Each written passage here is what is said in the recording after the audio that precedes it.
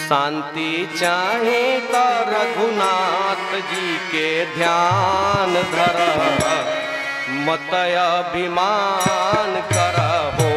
शांति चाहे तो रघुनाथ जी के ध्यान धर, मत अभिमान करहो। तनिका बतिया सुन सुन, ओ तनिका बतिया सुन, गुण अपना कान धर, मत अभिमान करहो। तनिका बतिया सुन, गुण अपने कान धर, मत अभिमान करहो। ओ शांति चाहे तो रघुनाथ जी के ध्यान धर, मत अभिमान करहो। शांति चाहे तो रघुनाथ जी के ध्यान धर, मत अभिमान करहो।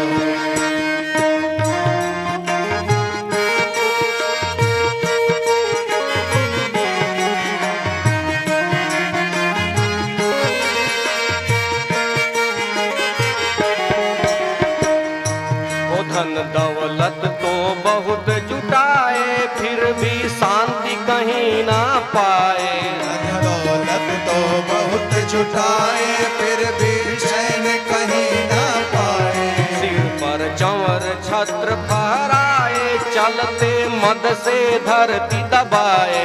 सिर पर चंवर छत्र फहराए, चलते मद से धरती दबाए। रघुबर चरण शरण में, ओ रघुबर चरण शरण में आवायापन शान धर, मत अभिमान करहो। रघुबर चरण शरण में आव आपन शान धर, मत अभिमान करहो। ओ शांति चाहे तो रघुनाथ जी के ध्यान धर, मत अभिमान करहो। शांति चाहे तो रघुनाथ जी के ध्यान धर, मत अभिमान करहो।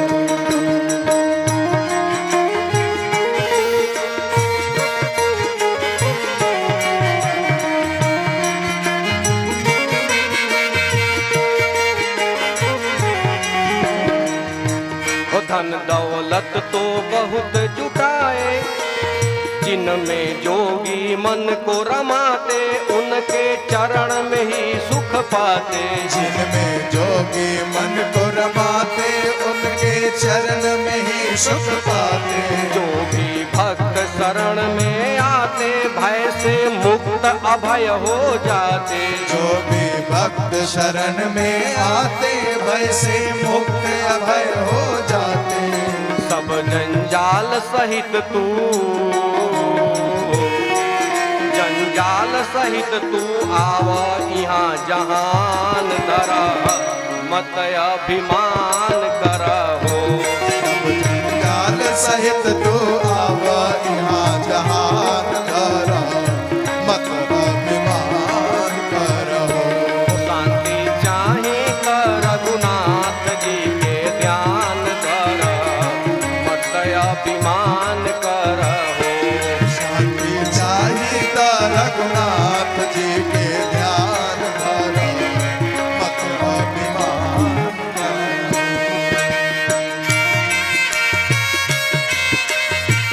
जय हो।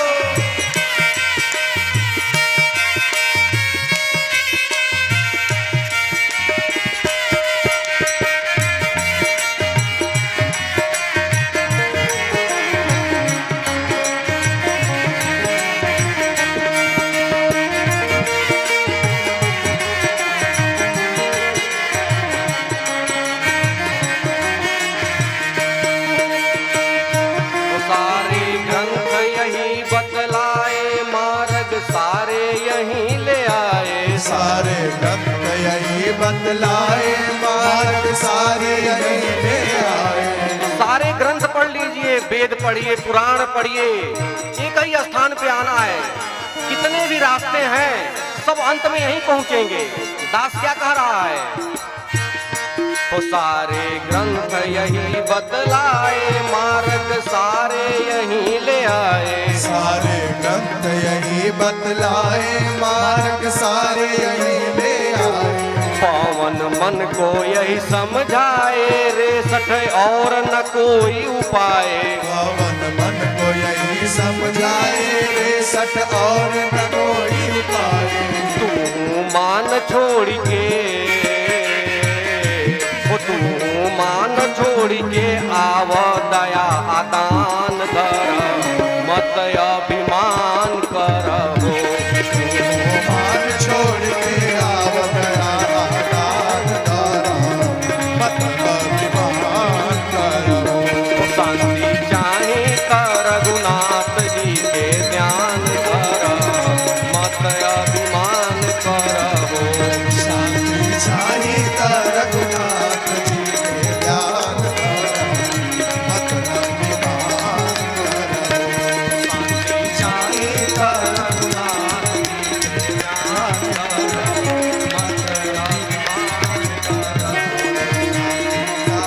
कर।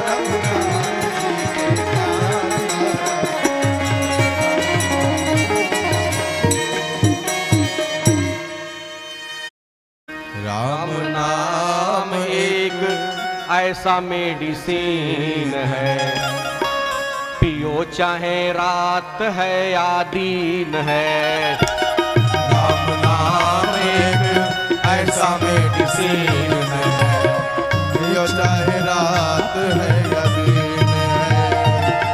राम नाम एक ऐसा मेडिसिन है, राम नाम एक ऐसा मेडिसिन है, पियो चाहे रात है या दिन है। यो चाहे रात है या दिन है। इसी नाम से सूर्य चंद्र अगीन है, इसी नाम से सूर्य चंद्र अगीन है। पियो चाहे रात है या दिन है। राम नाम एक ऐसा मेडिसिन है, पियो चाहे रात है या दिन है।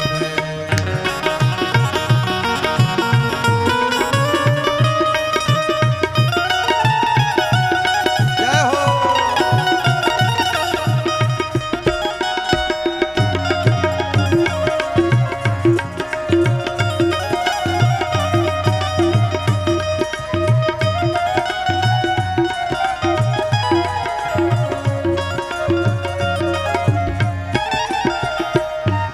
नॉर्मल दवा में यदि आप अधिक खा लें, 50 mg का हो 100 mg खा लीजिए, रिएक्शन हो जाएगा। ये कैसी दवा है? ऐसी दवा है जिसमें नहीं ओवरडोज है, ऐसी दवा है जिसमें नहीं ओवरडोज है। डॉक्टर बताएं इसको पीना रोज रोज है। डॉक्टर बताए इसको पीना रोज रोज। अच्छा, डॉक्टर कौन है? सदगुरु वैद वचन विश्वासा। हमारा गुरु ही डॉक्टर है, वही वैद्य है। और कहता है कि खूब पियो, खूब खाओ, खूब जपो। डॉक्टर बताए इसको पीना रोज रोज है। डॉक्टर बताए इसको पीना रोज रोज है। देखो पी पी के, देखो पी पी के कितने संत लीन हैं। पियो चाहे रात है या दिन है। देखो पी पी के कितने संत लीन हैं, पियो चाहे रात है या दिन है।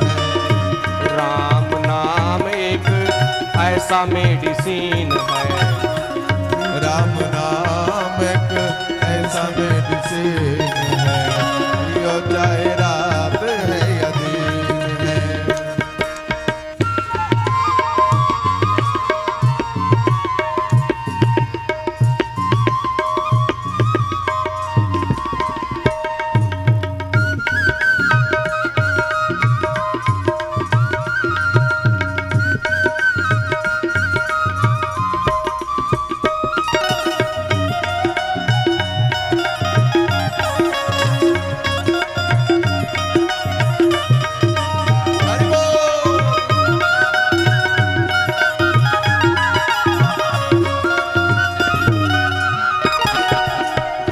किसने किसने पिया इस दवा को। जब ये पता रहता है कि ई खैले हैं, ई पियले हैं, इनके ऊपर रिएक्शन ना भइल तो आदमी उसका उपयोग अपने ऊपर करता है। तो मीरा ने पी के इसको परम पद पाया है। मीरा ने पीकर इसको परम पद पाया है। पी पी के नारद जी ने बीड़ा बजाया है। पी पी के नारद जी ने बीड़ा बजाया है। अच्छा, आजकल एक दवा और लोग पीते हैं। अच्छा, बिहार में वो दवाई प्रतिबंधित है। यदि वहां कोई मिल गया वो दवा पीते हुए तो जेल है। लेकिन ये दवा ऐसी है कि कहीं पियो, कैसे भी पियो, जुर्म नहीं है। नारद ने पी के इसको बीड़ा बजाया है। नारद ने पी के इसको बीड़ा बजाया है। खुल के पियो नहीं जुर्म संगीन है। खुल के पियो नहीं जुर्म संगीन है। पियो चाहे रात है या दिन है। पियो चाहे रात है या दिन है।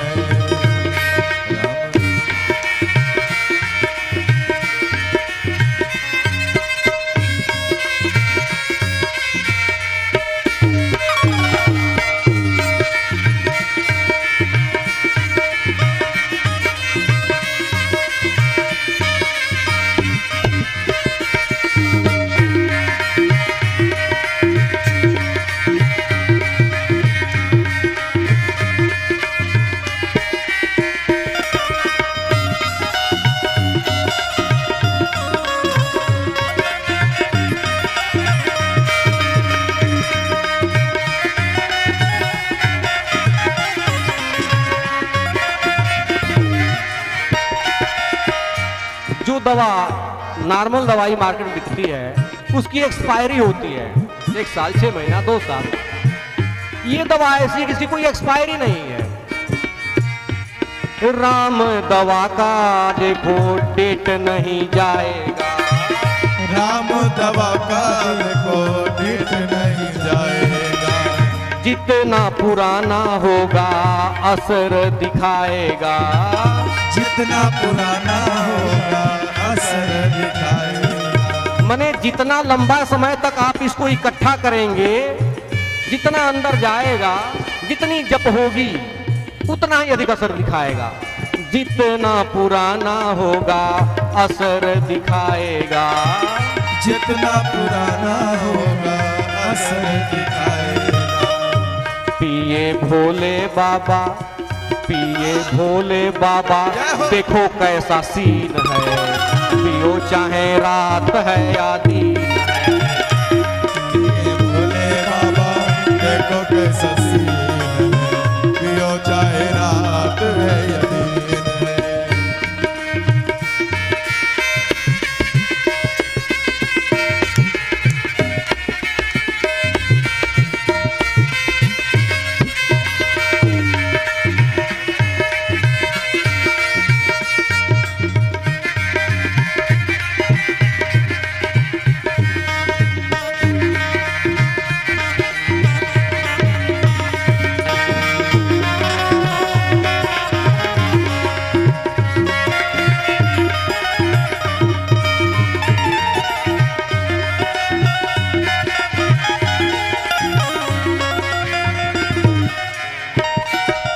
अंतिम बंद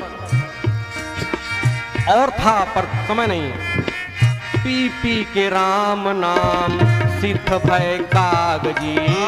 पी पी के राम नाम सिद्ध भय कागजी। अनुपान से जागा सबरी के भाग जी। अनुपान से जागा सबरी के भाग जी। स्वस्थ इसी से, स्वस्थ इसी से पवन जैसे हीन है। पियो चाहे रात है या दिन है। स्वस्थ इसी से पवन जैसे हीन है। पियो चाहे रात है या दिन है। राम नाम एक ऐसा मेडिसिन है। राम नाम एक ऐसा मेडिसिन है। पियो चाहे रात है या दिन है, राम नाम एक ऐसा मेडिसिन है।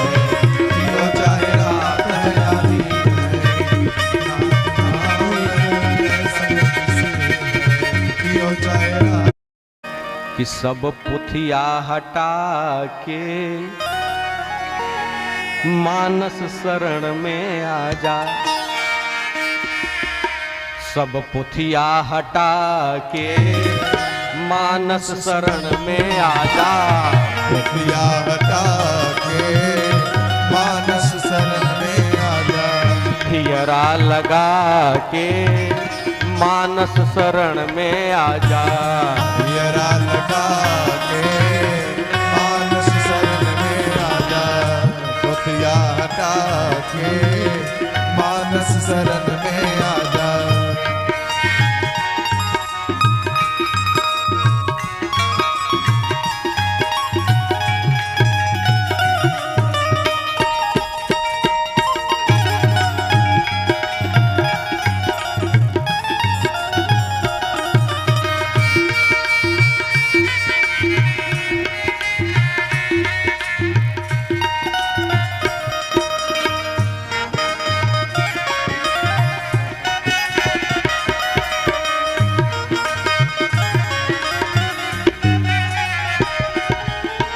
काहे शरण में आजा मानस की,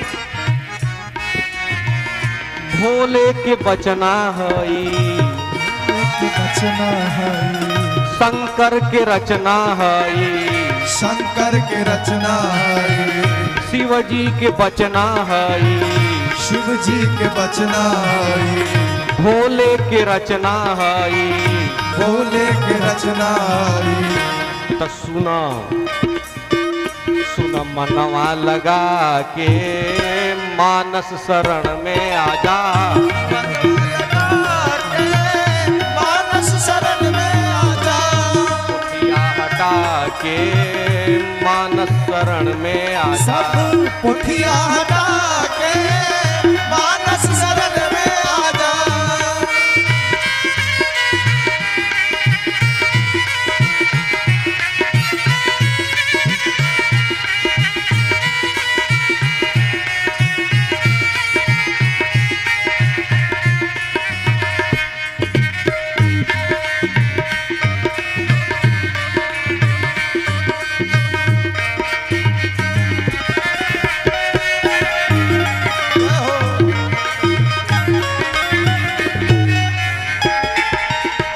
कौन कौन गाया इसको और आप भी गाइए।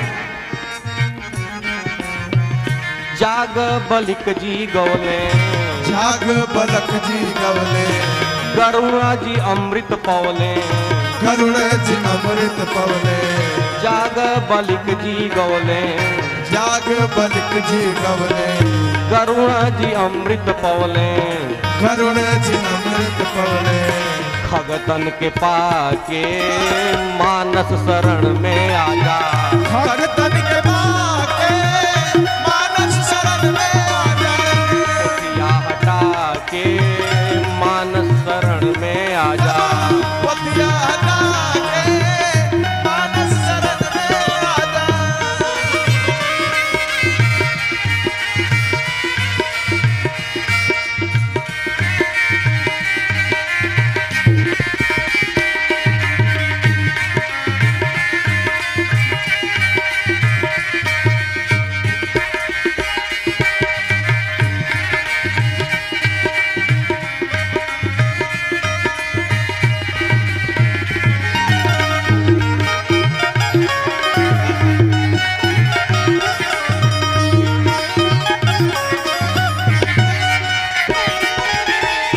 सबरी जी कौआ गिद्ध, सबरे जी कौआ गिद्ध। देखिए मनुष्य ही नहीं गा रहे हैं और देवता ही नहीं गा रहे हैं, कौआ गा रहा, कागभूषुंडी, गिद्ध गरुण जी और बंदर हनुमान जी। तो जब बंदर गा सकते हैं तो आप सभी तो सुंदर है, आप क्यों नहीं गा रहे हैं? सबरी जी कौआ गिद्ध, सबरे जी कौआ गिद्ध। हनुमान भैले सिद्ध, हनुमान भैले सिद्ध सबरी जी कौआ गिद्ध सबरी जी कौआ गिद्ध हनुमान भैले सिद्ध हनुमान भैले सिद्ध पुछिया हिला के मानस शरण में आजा पुछिया हिला के मानस शरण में आजा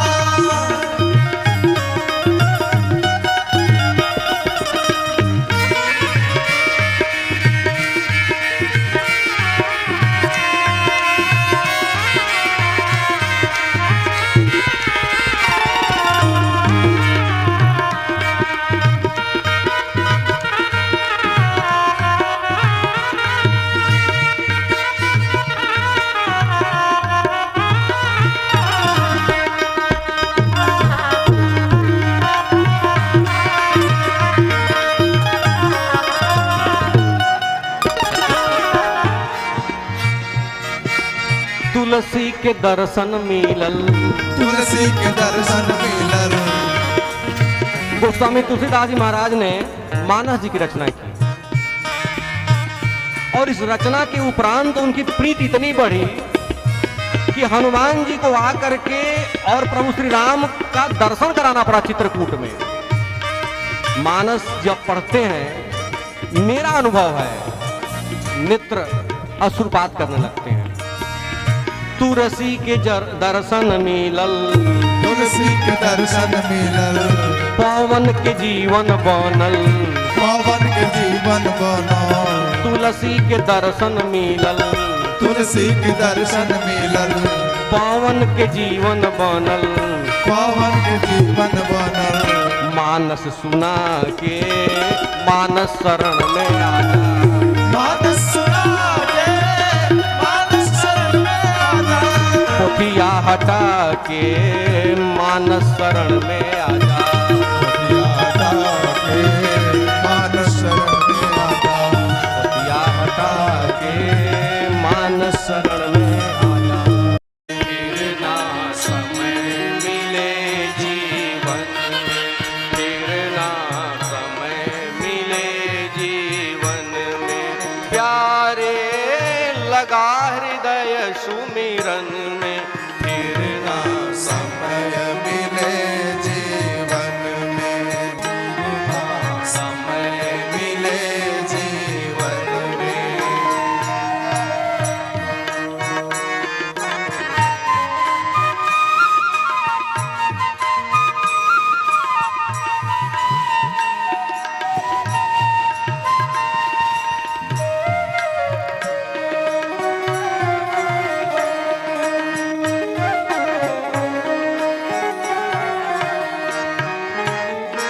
लख 84 जोनि भ्रमत तू आया मानव तन में लख 84 जोनि भ्रमत तू आया मानव तन में लख 84 जोनि भ्रमत तू आया मानव तन में लख 84 जोनि भ्रमत तू आया मानव तन में कर्म नहीं ये कृपा का फल है कर्म नहीं ये कृपा का फल है बात समझ लो मन में फिर ना समय मिले जीवन में फिर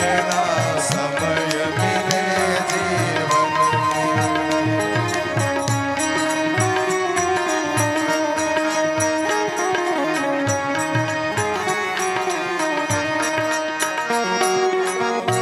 माया झूठी काया झूठी प्राण निकल गए क्षण में माया झूठी काया झूठी प्राण निकल गए क्षण में ये संसार झूठा है यह काया झूठी है दिन रात साबुन तेल मालिश करते हैं लेकिन अभी अगले क्षण क्या होने वाला है नहीं पता। दास कहता है माया झूठी काया झूठी, प्राण निकल गए क्षण में। माया झूठी काया झूठी, प्राण निकल गए क्षण में। पंचरचित मिले अधम देह पुनि, पंचरचित मिले अधम देह पुनि। पंचरचित मिले अधम देह पुनि, धरती वायु गगन में फिर ना मिले जीवन, फिर ना समय मिले जीवन।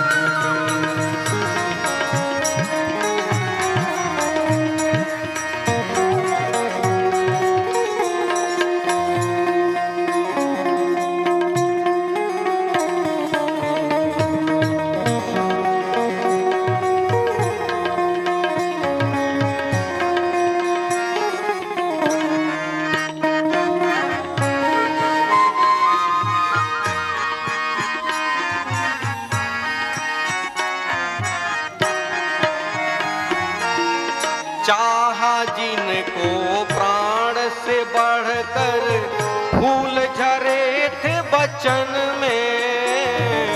चाहा जिनको जी से बढ़कर, फूल झरे थे बचन में। जिसको बहुत चाहा, किसको चाहते हैं हम? बेटे को बहुत चाहते हैं। जो हमारी संतान होती है, आत्मा वह जायते पुत्र, अपनी ही आत्मा हमारी संतान के रूप में आती है, बहुत चाहते हैं। लेकिन जब इसमें से ये निकल जाता है, चाहा जिनको जी से बढ़कर, फूल झरे थे बचन में। चाहा जिनको जी से बढ़कर, फूल झरे थे वचन में। सुगना उड़ गयो भूत समझ के, सुगना उड़ गयो भूत समझ के। सुगना उड़ गयो भूत समझ के, सोई लिटावे अंगन में फिर ना समय मिले जीवन, फिर ना समय मिले जीवन में।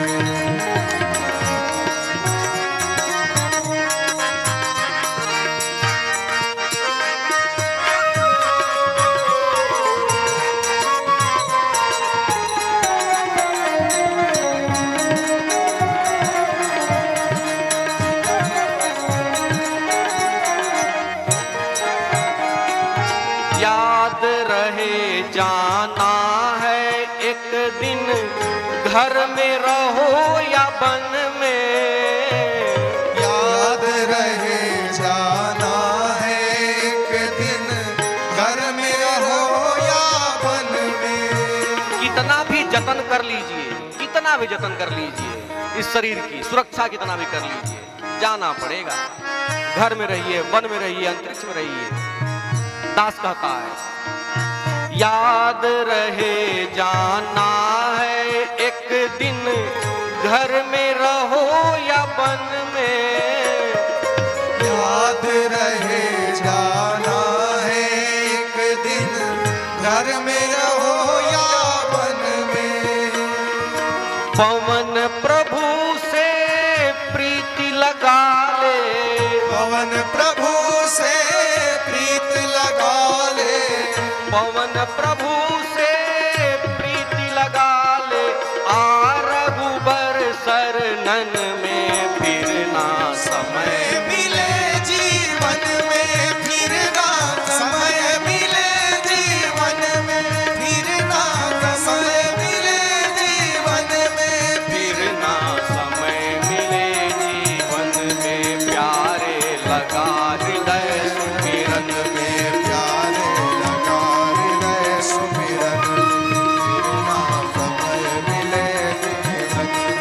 फिर ना समय मिले जीवन में। फिर ना समय मिले जीवन में। फिर ना समय मिले जीवन में। पाहुन ई डमरू वाला हो सकल जग से निराला। पाहुन डमरू वाला हो सकल जग से निराला। पाहुन कैलासा वाला हो सकल जग से निराला। पाहुन कैलासा वाला हो सकल जग से निराला।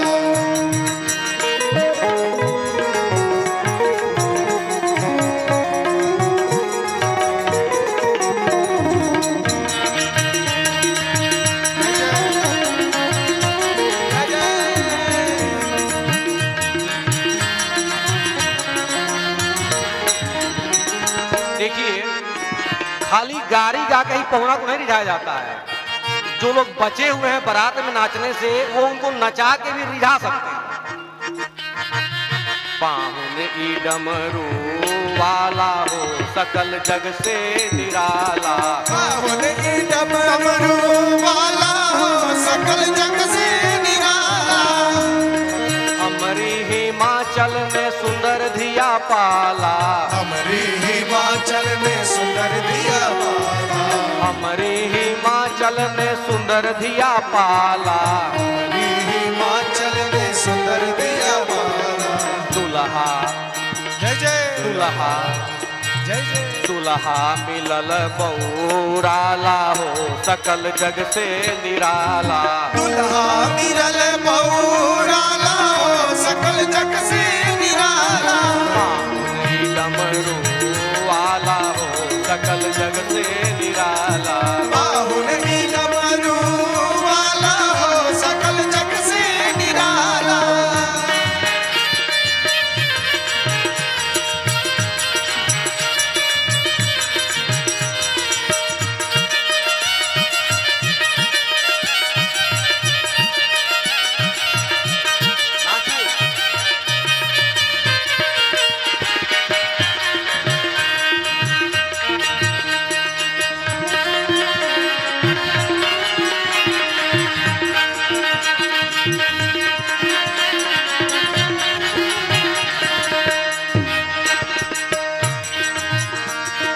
घर बार माई बाप पता नहीं हाला। घर बार माई बाप पता नहीं हाला। अगुन अमान मात पितु ही ना।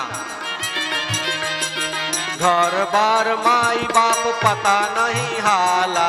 घर बार माई बाप पता नहीं हाला। लागे जैसे देशवा निकाला हो सकल जग से निराला। लागे जैसे देशवा निकाला हो सकल जग से निराला। पाहुन डमरू वाला हो सकल जग से निराला। पाहुन डमरू वाला हो सकल जग से निराला।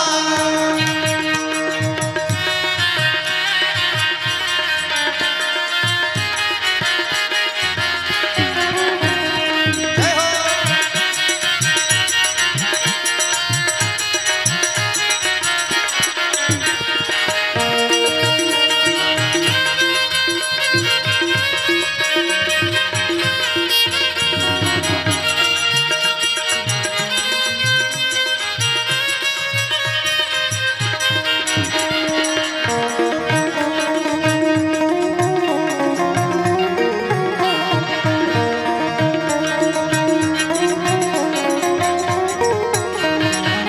देखिए, बाबा को तीन से बहुत प्रेम है। उनके जीवन में तीन का बड़ा महत्व है। दास ने क्या कहा?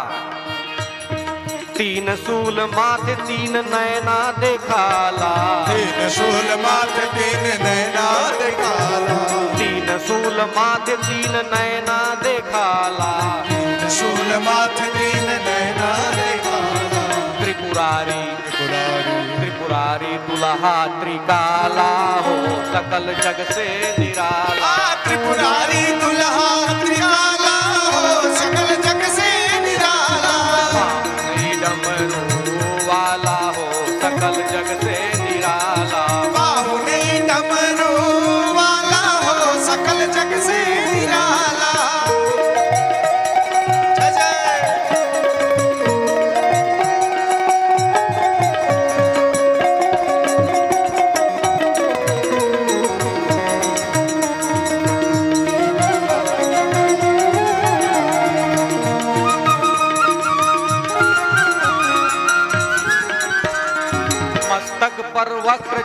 जटा जंजाला, मस्तक पर वक्र चंद्र जटा जंजाला, मस्तक पर वक्र चंद्र जटा जंजाला, मस्तक पर वक्र चंद्र जटा जंजाला, सिर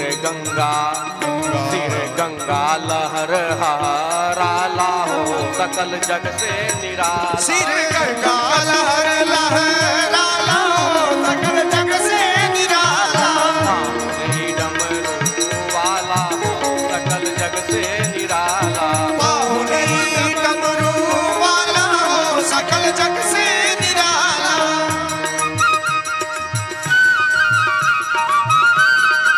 जय जय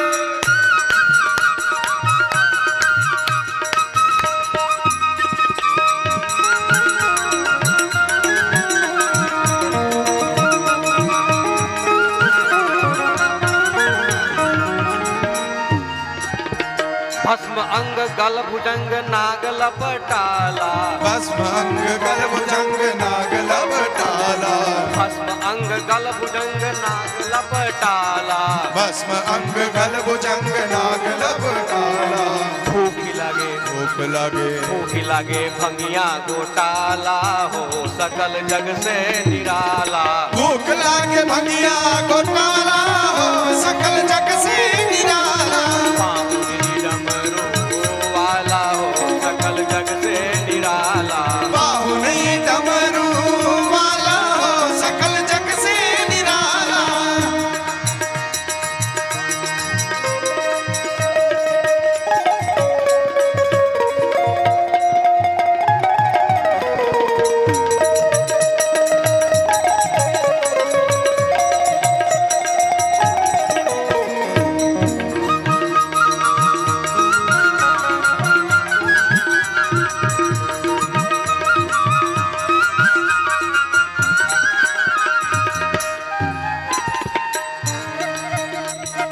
बरद पर सवार बर लागे महाकाला, बरद पर सवार बर लागे महाकाला, करालम महाकाल कालम कृपालम, बरद पर सवार बर लागे महाकाला, बरद पर सवार बर लागे महाकाला,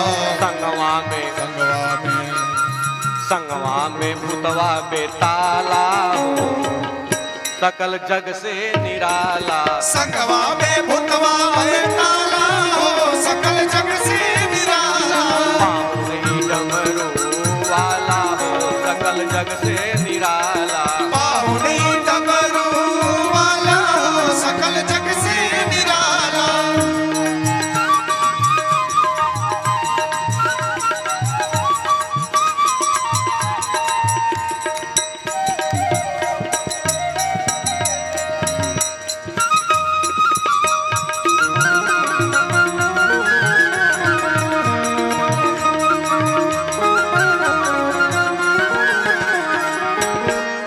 क्षण में प्रसन्न बर क्षण में खिसियाला, क्षण में प्रसन्न बर क्षण में खिसियाला, तुरंत क्रोधित होते हैं और तुरंत प्रसन्न हो जाते हैं, आशुतोष हैं। दास ने क्या कहा? क्षण में प्रसन्न बर क्षण में खिसियाला, क्षण में प्रसन्न बर क्षण में खिसियाला, दानी ऐसन भक्त सब निहाला हो सकल जग से निराला, दानी ऐसन भक्त सब निहाला हो सकल जग से निराला, बाहुनी डमरू वाला हो सकल जग से निराला, बाहुनी डमरू वाला हो सकल जग से निराला।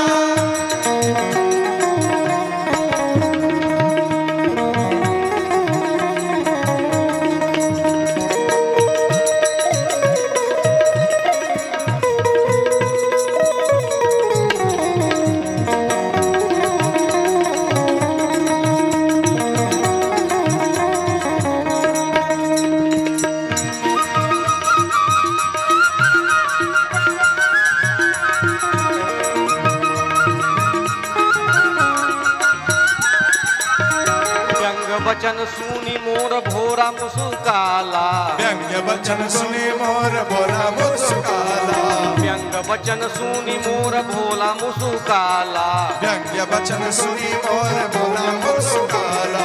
रूप देखी पवन हर साला हो सकल जग से निराला। रूप देखी पवन हर शाला सकल जग से निराला। पाँव नहीं डमरू वाला हो सकल जग से निराला।